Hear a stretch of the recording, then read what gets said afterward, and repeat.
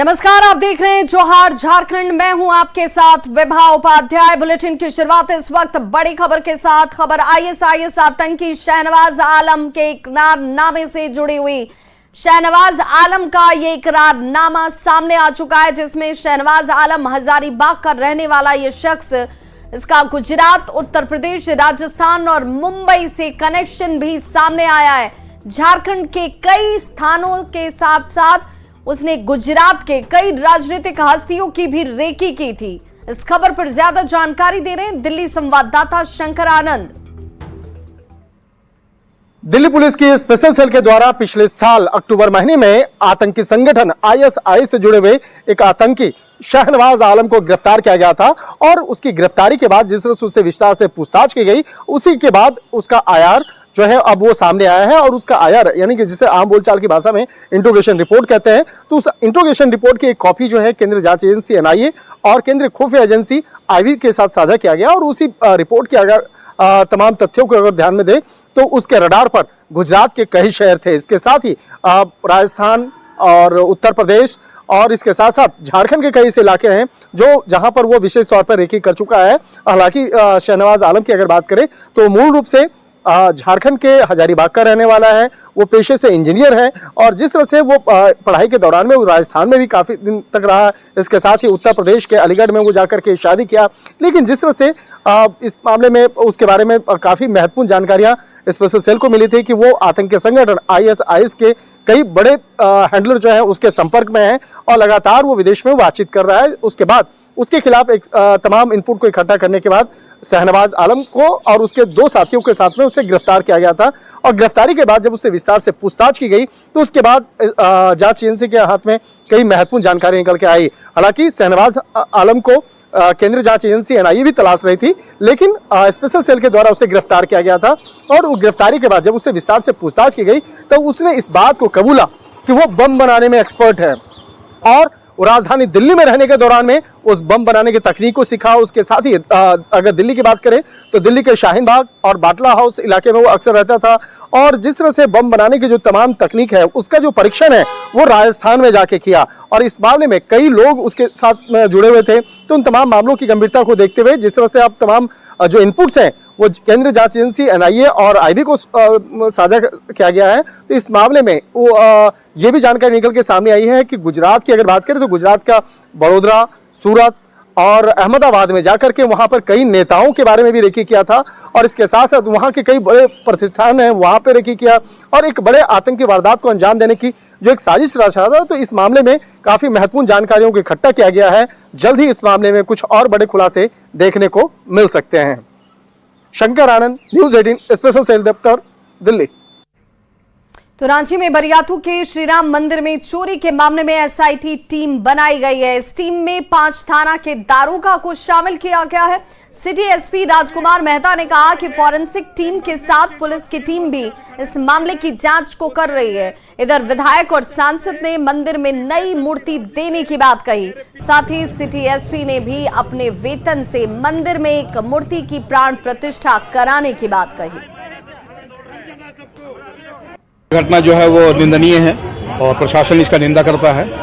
और पहला है कि इस घटना के द्वारा जो व्यक्ति के द्वारा किया गया है उसके लिए हमारी पूरी टीम लगाई गई है। इसमें हम लोग एक पुलिस की एक एसआईटी गठन कर रहे हैं जिसमें हमारे 5 दरोगा जो है इसमें काम करेंगे और साथ साथ में इसका कांड का उद्भेदन अतिशीघ्र हो इसके लिए हम लोग जो है पूरी कोशिश कर रहे हैं। साथ में जो मूर्तियाँ विखंडित हुई हैं उसके लिए सांसद विधायक जो है अपनी तरफ से मूर्ति देने की बात कही है और एक मूर्ति मैं अपनी तरफ से जो है प्राण प्रतिष्ठा कराऊंगा क्योंकि मेरे पिता की इच्छा थी और मैं इसके लिए मैं अपने वेतन मद से मैं इसको करवाऊंगा। ये हमारी अपनी पर्सनल आस्था है। प्रारंभिक जांच में अब तक क्या पता चल पाया है? अभी प्रारंभिक जांच में यह है कि किसी एक व्यक्ति के द्वारा जो है वो मंदिर में घुस करके ये जो है वो इस तरह का कृत्य किया है। रांची के बरियातू स्थित श्री राम जानकी मंदिर में कल देर रात चोरों ने आतंक मचाया है। मंदिर के अंदर से कई प्रतिमाओं को खंडित किया गया, उसके साथ साथ कई मुकुट की चोरी की गई, जिसके बाद हो हंगामा शुरू हुआ है। आप देखिए एफएसएल की टीम यहां पर पहुंची हुई है और तमाम बिंदुओं पर जांच भी चल रहा है। कई ऐसे मूर्ति हैं जिसके हाथ को खंडित किया गया है, हाथ को तोड़ा गया है और कई ऐसे मुकुट हैं जिसकी प्रतिमा को भी प्रतिमा के ऊपर लगे हुए मुकुट को भी यहाँ से वो चोरी कर ले गए हैं। कुल बताया जा रहा है कि 7 मुकुट यहाँ से चोरी कर ले जाई गई है। इसके अलावा करीबन हर एक मूर्ति को क्षतिग्रस्त करने का भी प्रयास किया गया है। श्री राम मंदिर का प्राण प्रतिष्ठा होना है तो उससे पहले इस तरह की घटना को अंजाम देकर हिंदू की आस्था के साथ खिलवाड़ किया जा रहा है और ये पूरी घटना सोची समझी साजिश बताई जा रही है। हालांकि इन घटना के बाद सुबह से ही बरियातू इलाके में जाम की स्थिति बनी हुई है और जाम के वजह से सड़क जो है वो जाम है और आवाजाही भी बाधित नजर आ रही है। आए तो देखे कि ये जो था, देखिए सब में जो है वो ताला लगा हुआ है, वो 2 ताला है, 2 ताला को काटा होगा चोर, जो किया होगा SFL वाले चेक कर रहे हैं। तो उसके बाद हर जगह जो है वो ताला को, कुंडी को कबाड़ दिया, जैसे जो कुछ भी है। और पहले बगलामुखी माता है तो बगलामुखी का मुकुट ले लिया और ये तोड़ दिया। उसके बाद राम दरबार है तो राम दरबार में सबका तो पहले मुकुट ले लिया जब, और उसके बाद में राम दरबार का राम जी का दाहिना हाथ तोड़ दिया, सीता जी का बाएं हाथ तोड़ दिया, दुर्गा जी हैं उनका चेहरा को रगड़ दिया ऐसे करके। पुरोहितों का स्पष्ट रूप से कहना है कि ये पूरी घटना सिर्फ चोरी ही नहीं बल्कि धार्मिक आस्था को चोट पहुंचाने का प्रयास भी किया गया है। कैमरा पर्सन संजीव तिवारी के साथ गौरव झा, न्यूज़ 18 रांची। तो रांची के बरियातू में श्री राम जानकी मंदिर के पास लगे जाम को प्रशासन ने खत्म करा दिया है। मौके पर मौजूद पुलिस अधिकारियों ने आरोपी की जल्द गिरफ्तारी का भरोसा दिलाया। उन्होंने कहा कि आरोपी की तस्वीर सीसीटीवी फुटेज के जरिए मिल गई है, जिसके आधार पर जल्द ही आरोपी पुलिस की गिरफ्त में होगा। जितना जल्दी हो सके इसको गिरफ्तारी करेंगे। जैसे पहले भी बताया आप लोगों को, हमारे पास फुटेज उपलब्ध है, आइडेंटिफाई करने की जरूरत है। हमको लगता है कि कुछ ही समय में आइडेंटिफाई करके हम लोग गिरफ्तार कर लेंगे। समय भी निर्धारित किया है 24 घंटे में या? देखिए हम तो चाहेंगे 2 घंटे में कर लें, लेकिन हम लोग को लगता है कि जितना कोशिश होगा उतना जल्दी होगा। और हमारे पास फुटेज है, आइडेंटिफाई करने की देरी है और हम लोग आइडेंटिफाई कर लेंगे। वो लोकली है, कोई अगल बगल का ही है जो फुटेज में हम लोगों को समझ में आ रहा है, और जल्दी से जल्दी आइडेंटिफाई हो जाएगा, गिरफ्तारी हो जाएगी। ठीक है, बरियातू में राम जानकी मंदिर में चोरी और मूर्ति खंडित करने की घटना पर बीजेपी के सांसद और विधायक ने गहरी नाराजगी जाहिर की। विधायक सीपी सिंह ने इसे हिंदुओं की आस्था पर चोट पहुंचाने की कोशिश बताया। साथ ही बार बार मंदिरों पर हो रहे हमले को लेकर सरकार को घेरा। वहीं सांसद संजय सेठ ने सरकार से माहौल बिगाड़ने वालों पर कड़ी कार्रवाई की मांग की। ये तो सरासर हिंदुओं की आस्था पर चोट पहुंचाने का काम किया गया है। हम लोग यही प्रशासन से मांग करेंगे कि भाई वैसे लोगों को आप अविलंब गिरफ्तार कीजिए और उन्हें कड़ी से कड़ी सजा दीजिए। साथ ही जो मंदिरों पर आए दिन हो रहा है, कभी मांडर क्षेत्र में हो रहा है, कभी पलामू क्षेत्र में हो रहा है, तो ये मंदिरों पर ही ऐसा क्यों हो रहा है? जब भी तोड़फोड़ होती है मंदिरों पर ही होता है। मेरी तो ये मांग है, तुरंत गिरफ्तार करो, प्रतिमा जो खंडित है उसको बनाओ, प्राण प्रतिष्ठा कराओ। और ऐसे लोग, अभी पीछे मुड़मा मेला में हुआ, यहाँ हुआ, गांव में कहीं कहीं घटना हो रही है, तो ये बर्दाश्त के बाहर है और बिल्कुल बर्दाश्त के बाहर है। सरकार अगर मौन समर्थन है, सरकार सोई हुई है, तो आप समझो किसको समर्थन दिया जा रहा है। किंतु ये बर्दाश्त के बाहर है। हम शांति प्रिय लोग हैं, सहिष्णु लोग हैं, लेकिन मेरी आस्था पे अगर प्रहार होगा क्या करेंगे हम, बताओ। तो रांची में बरियातू के श्री राम मंदिर में चोरी और प्रतिमा खंडित करने की घटना का सीसीटीवी फुटेज भी अब सामने आ गया है। ये फुटेज इस वक्त आपके टीवी स्क्रीन पर एक्सक्लूसिव तस्वीरें आप देख रहे हैं। देखिए, इसमें कचरा चुनने वाला व्यक्ति मंदिर में प्रवेश करता है और फिर उससे बाहर निकलता हुआ भी दिख रहा है। पुलिस को शक है कि किसी व्यक्ति ने चोरी की है, साथ ही मूर्तियों को भी खंडित किया होगा।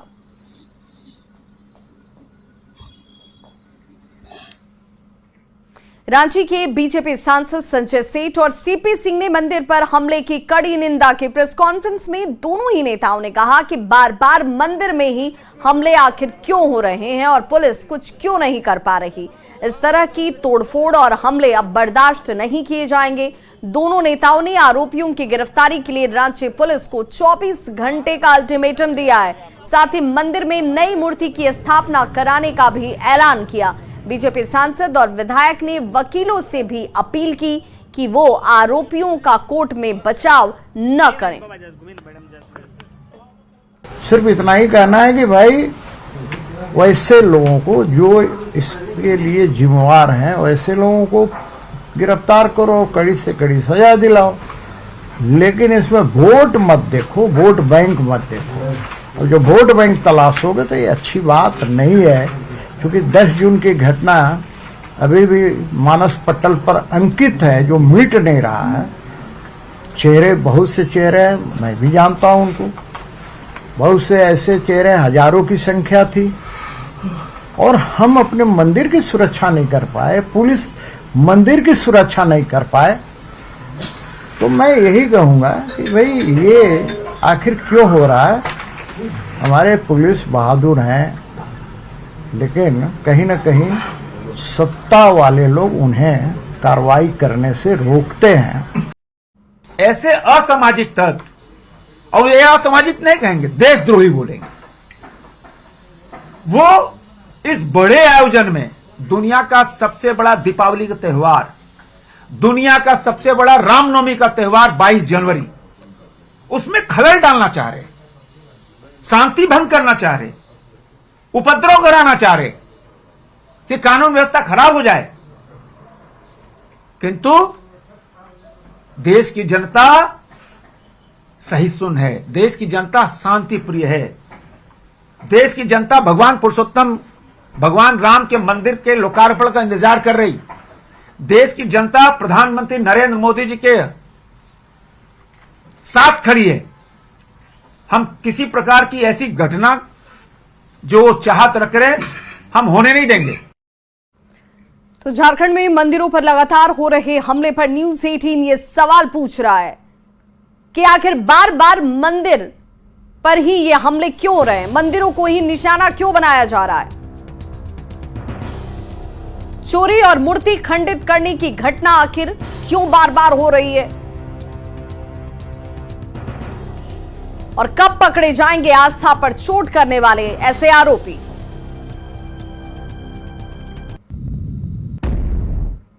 झारखंड में ईटी पर हमले की बीजेपी के प्रदेश अध्यक्ष बाबूलाल मरांडी की आशंका जाहिर करने का मामला अब तूल पकड़ने लगा है। कांग्रेस और जेएमएम ने कहा कि क्या बाबूलाल मरांडी खुफिया विभाग के चीफ हैं, जो उन्हें हमले से पहले ही हमले की सूचना मिल गई है। उनका बयान आशंका पैदा करता है, वो झारखंड में शांति और अमन का माहौल बिगाड़ना चाहते हैं।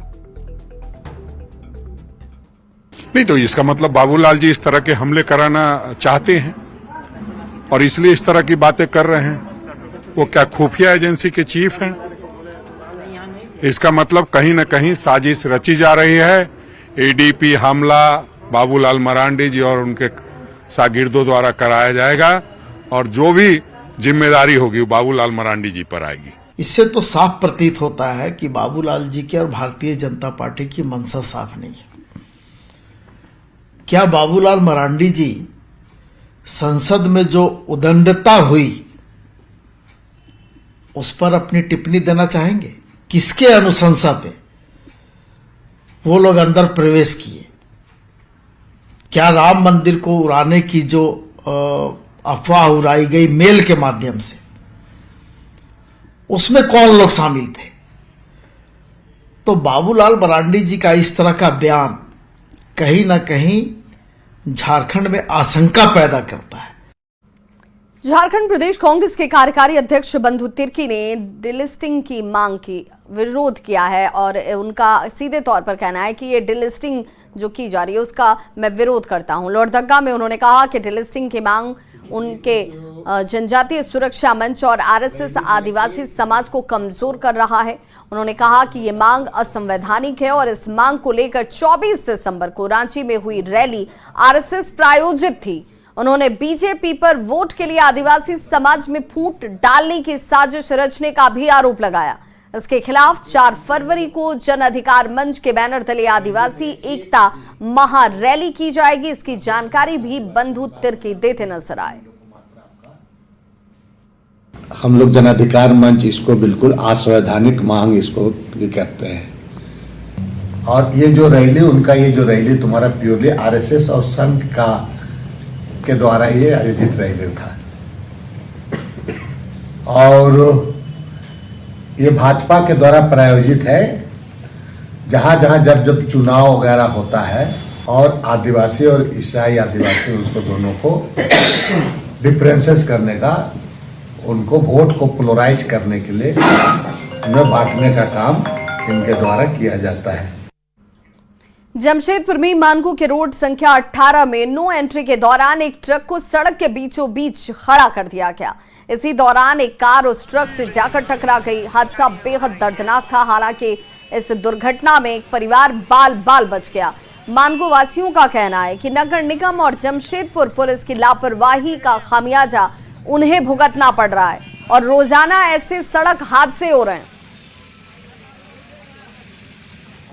में खड़ा नहीं होना चाहिए नो पार्किंग में, क्योंकि अभी पार्किंग नहीं है। रात में घुसे अपना रात में माल खाली करे, इन लोग का हमेशा का यही ड्रामा है। खड़ा किया तो हादसा होगा ही, नहीं घुसना चाहिए। ये तो यहाँ पर ऐसे ही नोई है, हम लोग का यहाँ पर ऐसे ही जाम रहता है। ऊपर से ऐसा बड़ा बड़ा गाड़ी खड़ा करके माल खाली करेगा तो क्या होगा। पर्दाफाश हो रहा है कि पैसा लेकर नो एंट्री में गाड़ी घुसाया जाता है। इससे साफ जाहिर है पब्लिकों को जो है ना असुविधा का सामना करना पड़ रहा है। बड़ा घटना होने से बच गया, समझिए बड़ा घटना हो ही जाता। कोई हाथ नहीं हुआ, किसी का जान माल का नुकसान नहीं हुआ, माल का खाली नुकसान हुआ। बोकारो फैमिली कोर्ट के बाहर देवर और पति ने मिलकर पत्नी और उसके पिता के पिटाई कर दी। दरअसल फैमिली कोर्ट में पति और पत्नी के बीच चल रहे केस में मेंटेनेंस पर फैसला आने वाला था, पर इससे पहले ही कोर्ट के बाहर देवर और पति ने पत्नी की पिटाई कर दी, जिसमें वो बेहोश हो गई। उसे इलाज के लिए बोकारो सदर अस्पताल में भर्ती कराया गया। मेरा पति था, देवर था। मेरा देवर गाली गलौज करने लगा, मेंटेनेंस था देने को लोग का। आज कोर्ट का सुनवाई था तो आप बाहर निकले कोर्ट से, क्या किया आपके साथ? हमको गाली दे रहा था। मारपीट कौन किया आपने? देवर की। और इसका पति देव भी गाली गलौज करना शुरू किया। ऐसे करते करते इसका पर हाथ छोड़ दिया लोग। कौन है आपकी बेटी? क्या नाम है आपका? सीमा कुमारी, सीमा देवी। पति का जमाई क्या नाम है? जमाई का नाम है समीर ठाकुर। आपको भी?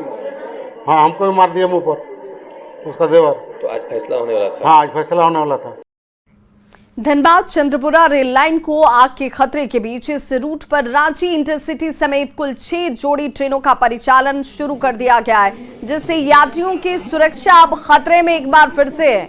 डीजीएमएस के महानिदेशक प्रभात कुमार ने बताया कि जरा सी भी गलती से बड़ा हादसा कभी भी हो सकता है। डीसी रेल लाइन पर जो ट्रेनें चलती हैं उनकी रफ्तार काफी धीमी रहती है और डीजीएमएस समेत सिम्फर और बीसीसीएल आग की मॉनिटरिंग भी कर रही है। गौरतलब है कि इस रूट पर 26 जोड़ी ट्रेनों का परिचालन बंद कर दिया गया था, लेकिन लोगों की मांग पर एक बार फिर से इसे शुरू किया गया है। खतरा है, बट खतरा पे बीसीसीएल भी लगातार निगरानी रखे हुए, जो सिम्फर हमारा इंस्टीट्यूट रिसर्च इंस्टीट्यूट वो भी लगातार ध्यान रखे हुए। गाड़ी चलने में जब खतरा है तो गाड़ी चलने में खतरा है, लेकिन हम लोग सुरक्षा के लिए आवश्यक कदम उठाते हुए, सभी लोग उठाते हुए चला रहा है। तो जो स्लो स्पीड में चल रही है, देखते हुए चल रही है, तो वहाँ पे खतरा की संभावना कम है। दुमका में रेलवे स्टेशन से कोयला डंपिंग यार्ड को हटाने को लेकर रेलवे स्टेशन परिसर में स्थानीय लोगों ने धरना दिया। इस दौरान उन्होंने बीजीआर कंपनी, जिला प्रशासन और रेलवे प्रबंधन के खिलाफ जमकर नारेबाजी की। आंदोलनकारी रिहायशी क्षेत्र के पास से कोयला साइडिंग हटाने की मांग कर रहे हैं। उनका कहना है कि स्थानीय क्षेत्र में कोयला डंपिंग यार्ड होने से मोहल्ले वासियों का जीवन प्रभावित हो रहा है।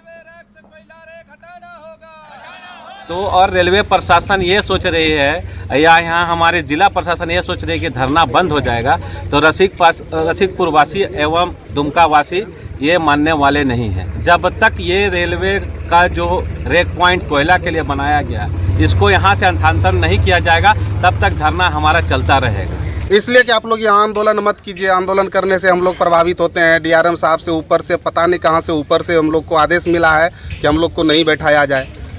तो आगे की रणनीति आप लोग की क्या है? हम लोग का ये बरकरार रहेगा। हो सकता है आंदोलन उग्र होगा, बंद तो होगा नहीं। तो अब हम लोग बोल दिया अनिश्चितकालीन हम लोग धरना में बैठेंगे, माने चाहे नहीं माने हम लोग अपना काम करेंगे। चक्रधरपुर शहर में स्थित शमशान घाट के पास कचरा डंपिंग यार्ड होने से लोगों को काफी परेशानियों का सामना करना पड़ रहा है। शमशान के चारों ओर फैले कचरे की बदबू से शवों के अंतिम संस्कार के लिए आने वाले लोग सबसे ज्यादा परेशान हो रहे हैं। लोगों की ये मांग है कि स्वर्ग द्वार कहे जाने वाले शमशान में आने पर नरक जैसी अनुभूति उन्हें हो रही है।